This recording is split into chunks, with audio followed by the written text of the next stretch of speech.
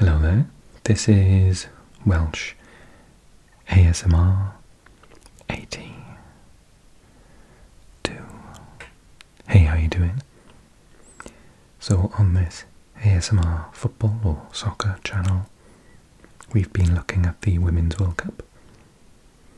And of course, the final took place this weekend, just gone. So let's review the final.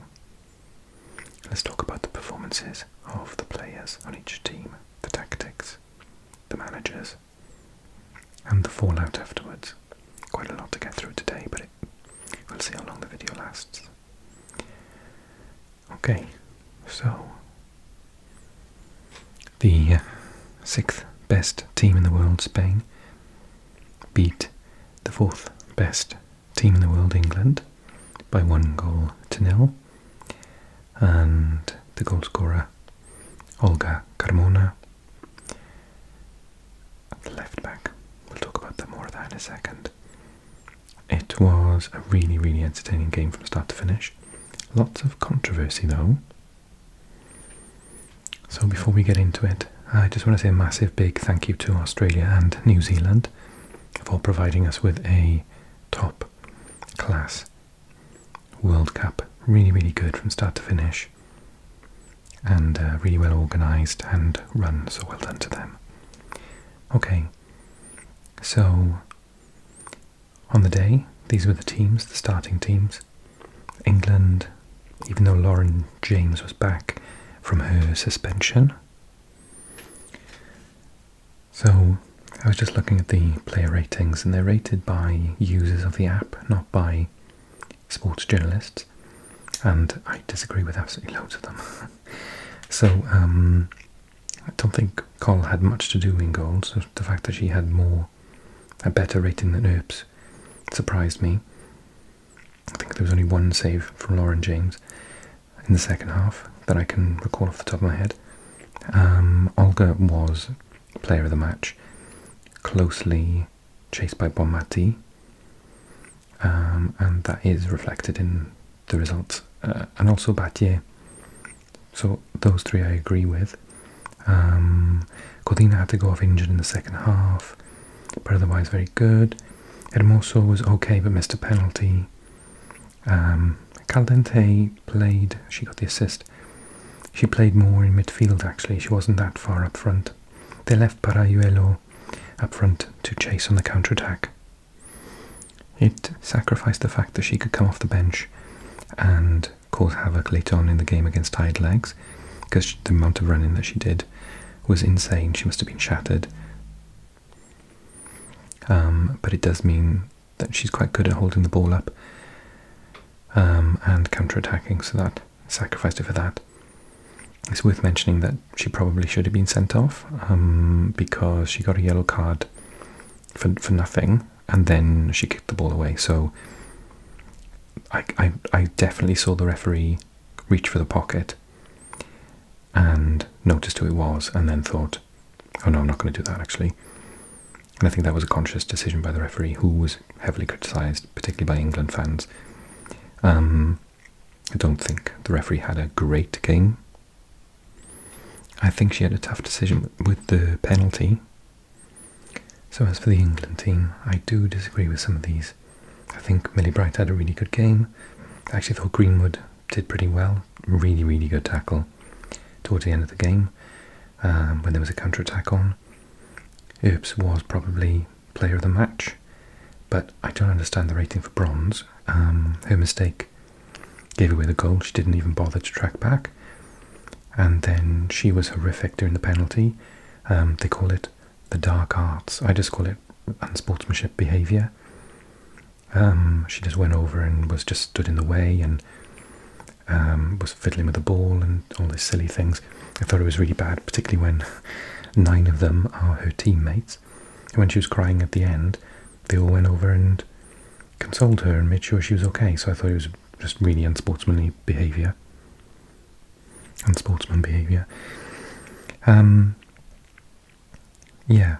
thought Stanway was okay. Walsh gave away the penalty, but it was a 50-50. They took a long time to make the decision, but I thought it could have gone either way. But the front three didn't really work. I thought they were getting there at the end of the first half, and then they took Russo off, so they didn't really have a striker in the second half. The commentator said it was a brave decision.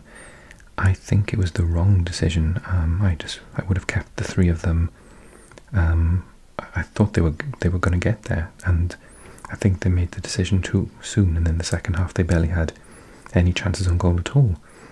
Lauren James came on, one good shot, otherwise pretty ineffective. Chloe Kelly did a couple of absolutely amazing crosses into the box, but at that point Russo was off, so there was no one to head them, so what was the point? And they didn't really bring England on until the 87th minute. Hernandez came on, a bit of a weird one. They took off the striker Redondo, who was doing okay actually, and put on a right wing back to try and hit on the break, but it didn't really work. Andres, she came on at centre back, just continued to do pretty well there, and it was a really nice gesture to bring double Ballon d'Or winner Putellas on right at the end, and her experience sort of just sorted the game for them. And you could see her telling off Paraguayo and saying, keep your head, you're going to get sent off. So I think that the manager for England got it wrong. Is it Wichmann? I think she's usually spot on, but yeah, she must be quite gutted. I do believe, actually, I've just noticed Carter, I do agree with, she's fantastic. Yeah, I think the England manager from the Netherlands, who lost the last World Cup final with the Netherlands and lost this one, must be quite heartbroken. Sarina Wichmann, but she is sensational as a coach, and unfortunately it's only the second match that England have lost with her, so I think it's the first time that Millie Bright's been in a losing team under this manager, so that says it all really. I thought Bonmati was unplayable, absolutely amazing, could win the Ballon d'Or this year, or Olga, who, one of the things that I wanted to say about Olga is that she scored the winner. Remember that she scored that cracker against Sweden to knock them out of the tournament, and then just after she lifted the trophy as the captain, she found out her father had passed away, literally during the game, so how horrific, the different feelings that she must have been having, so massive shout out to her.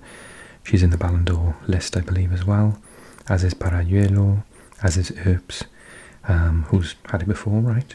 Is she the current holder? So, yeah, they were the two best teams of the tournament, I think, on balance, and Spain did play better in the final. You can see that they did have quite a lot of time on the ball.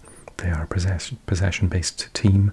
They were 60% possession most of the time, 57 overall, because the last few minutes it was the Alamo, and even the goalkeeper went up to try and get a header. But 13 shots on goal, the counter-attacking football, which I didn't think would work, because England's strength is their defence and Spain's strength is their attack, so usually that means that the defence usually wins when that's the case, but in this instance it wasn't, and Spain saw it through to get the victory. So, controversies. I talked about Bronze's behaviour. I don't know if you agree with me or disagree. Maybe you think it's part of the game. I don't like it when people mess around with penalties. And before the match, I thought of her as being one of the best players in the world, and she didn't have a good game from start to finish, to be honest. Such a shame for her, because she's won so much at club level and now the European Championship as well, and it's the one that she wanted. But yeah, you could see that she was, at the end they all went in a circle and she just sat down on the floor and didn't join in, and then she went over and sat down, and all the Spanish players went over to check if she was okay. So she's clearly an influential individual, but she had a bad game.